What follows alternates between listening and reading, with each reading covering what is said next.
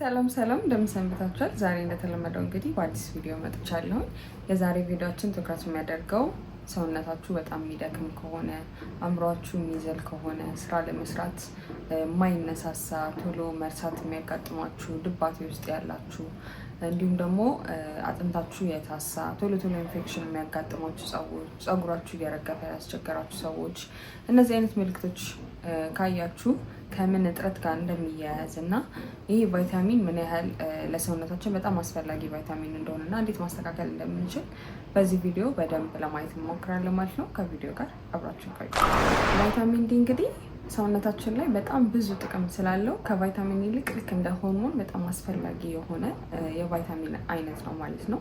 ቫይታሚን ዲ እጥረት በሚኖርበት ሰዓት የካልሽየም እጥረት ሊያጋጥመን ይችላል ማለት ነው። ምክንያቱም ምንም ያህል እንኳን ካልሽየምን የያዙ ምግቦችን ብትመገቡ እንደ እንቁላል፣ ወተት ቫይታሚን ዲ በሰውነታችን ውስጥ ያነሰ ከሆነ ያንን ካልሽየም አብዞርብ ማድረግ አንችልም ወይም ሰውነታችን ወደ ውስጡ ማስገባትና ለጥቅም ማዋል አይችልም ማለት ነው። ስለዚህ ቫይታሚን ዲ በጣም አስፈላጊ ነው ማለት ነው። ቫይታሚን ዲ ከሌሎቹ ቪታሚኖች የሚለዩት ቀላሉ ከምግብ ቫይታሚን ዲ ማግኘት አንችልም። ቫይታሚን ዲን ለማግኘት ግዴታ የፀሐይ ቆዳችን ፀሐይ ላይ ኤክስፖዝ መሆን አለበት ወይም ፀሐይ ላይ ቆዳችን የተወሰነ ሰዓት በምንቆይ ጊዜ ነው ቫይታሚን ዲ እኛ ሰውነታችን ሊጠቀም ወደሚችለው አክቲቭ ፎርም ተቀይሮ መገልገል የሚችለው ሰውነታችን ማለት ነው። አሁን ላይ ደግሞ አብዛኛው ሰው ከስራ ሊሆን ይችላል ከትምህርት አንጻር ብዙ ሰዓቶቻችንን ውጭ ላይ አናሳልፍም ማለት ነው። አይዘር ቢሮ ውስጥ ነው የምንሆነው ወይ ቤት ውስጥ ስራ በመስራት ሊሆን ይችላል፣ ትምህርት ቤት ውስጥ ትምህርት በመማር ሊሆን ይችላል። የፀሐይ ብርሃን በበቂ ሁኔታ አናገኝም ማለት ነው። ከዛም ባለፈ ደግሞ አፍሪካዊ ስንሆን የቆዳ ቀለማችን ጠቆር ያለ ነው ማለት ነው። ስለዛ ያ ደግሞ ሜላኒን ስላለን ወይም ደግሞ የቆዳችንን ከለር የሚሰጠው ቆዳችንን ቀለም የሚሰጠው ሜላኒን የምንለው ነገር እንደ ተፈጥሯዊ ሰንስክሪን ወይም የፀሐይ መከላከያ በተወሰነ መልኩ ያገለግላል ማለት ነው። ምክንያቱም ይሄ ጨረርን ስለሚከላከል በጣም ብዙ ሰዓት ላይ ሰን ኤክስፖዠር ካላገኘን ወይም ደግሞ ፀሐይ ብርሃን በተመጣጣኝ መልኩ ለብዙ ሰዓት ከ30 ደቂቃ በላይ ፀሐይ ላይ ቁጭ ብለን ቆዳችን ኤክስፖዝድ ሆኖ አብዞርብ ካላደረገው ቫይታሚን ዲውን አክቲቬት ማድረግ አንችልም ማለት ነው። ልክ እንደነገርኳችሁ ደግሞ ቫይታሚን ዲ በሚያጥረን ሰዓት እንደዚሁ ካልሽየምም እጥረት ያጋጥመናል ማለት ነው። እነዚህ ቫይታሚን ዲ እና ካልሽየም ደግሞ ለሰውነታችን በጣም አስፈላጊ ናቸው። አንደኛ ለአጥንታችን የአጥንት ጥንካሬ እንዲኖር፣ የአጥንት መሳሳት እንዳይመጣ፣ ጡንቻ ለጡንቻችን ጤናማነት በጣም ያስፈልጋሉ። እንዲሁም ደግሞ ለፀጉር እድገትና ጤናማነት፣ የበሽታ የመከላከል አቅምን ለመጨመር፣ የጥርስን ጥንካሬ ለማስተካከል እና ለመጨመር፣ ጤናማ የሆነ ጥርስ እንዲኖረን እነዚህ ሁለት ሚኔራሎች በጣም አስፈላጊ ናቸው ማለት ነው፣ ቫይታሚን ዲ እና ካልሽየም። ስለዚህ በጣም አስፈላጊ ነው ይሄ ቫይታሚን ዲ የምንለው ነገር ማለት ነው። ሰዎች የቫይታሚን ዲ እጥረት በሚኖርባቸው ሰዓት የሚያሳዩት ምልክቶች ይኖራሉ። አንደኛው ድባቴ ውስጥ መግባት፣ ዲፕረስድ መሆን፣ ቶሎ መርሳት፣ ስራ የመስራት ወይም ትምህርትን የመማር መነቃቃቶች መቀነስ። ምክንያቱም ቫይታሚን ዲ ጭንቅላታችን ላይ ሪሴፕተሮች አሉት። እነዛ ሪሴፕተሮች ቫይታሚን ዲ በማይኖርበት ሰዓት ዲፕሬሽን ውስጥ የመግባት፣ ሞራል ማጣት፣ ቶሎ ጭንቅላታችን ፎዚ መሆን ሊያጋጥመው ይችላል ማለት ነው። ሌላው ደግሞ የአጥንት መሳሳት ነው። ልክ እንዳልኳችሁ እንግዲህ ካልሽየም ለአጥንታችን በጣም አስፈላጊ ነው። ካልሽየም ደግሞ አብዞርብ እንዲደረግ ቫይታሚን ዲ ያስፈልጋል። ስለዚህ ያ በማይኖርበት ሰዓት የአጥንት መሳሳት ያጋጥመናል።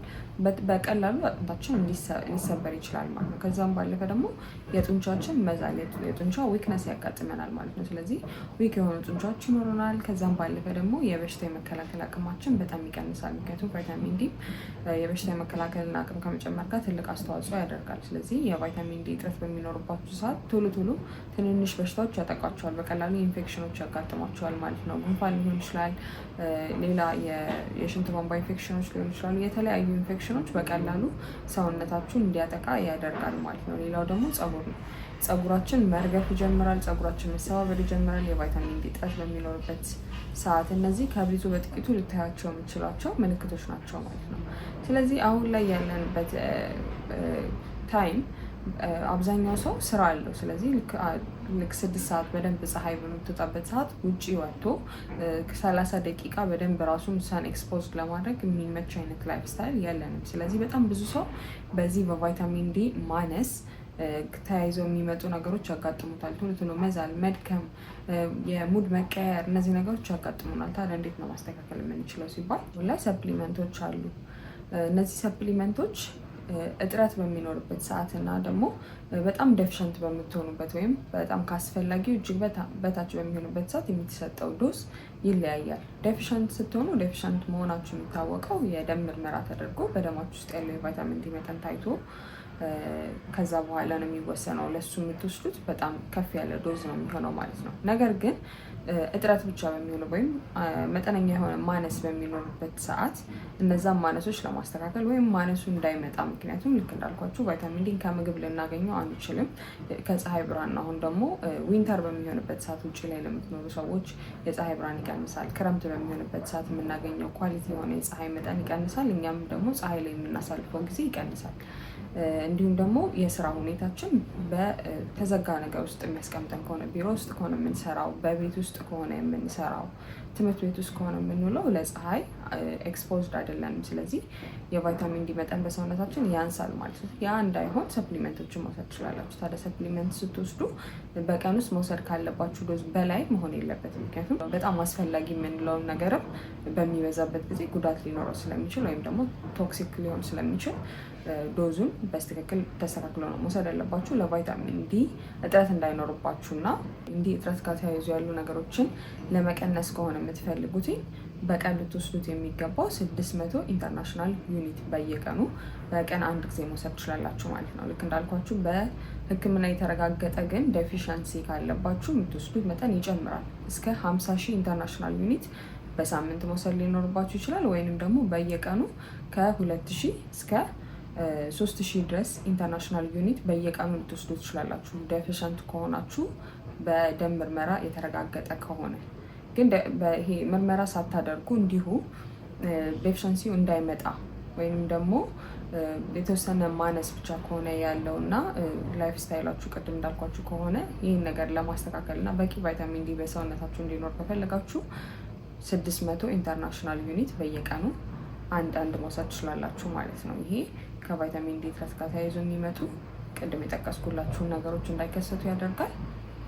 ጤናማ አጥንቶች እንዲኖሩን፣ ጤናማ ጥርስ ጥንካሬ እንዲኖረን፣ ቆዳችን ጥሩ እንዲሆን፣ ጤናማ እንዲሆን፣ የበሽታ የመከላከል አቅማችን እንዲጨምር፣ እንዲሁም ደግሞ የፀጉራችን እድገትና ጤናማነት እንዲስተካከል፣ አእምሯችን ሞር አክቲቭ እንዲሆን፣ እንዳይደክመን፣ ዲፕረስድ እንዳንሆን፣ ሞር ሊትራሊ ፋቲግ የምንለው ነገር ወይም ደግሞ የሰውነት መዛልና መድከሞች እንዳይከሰቱ ያደርጋል።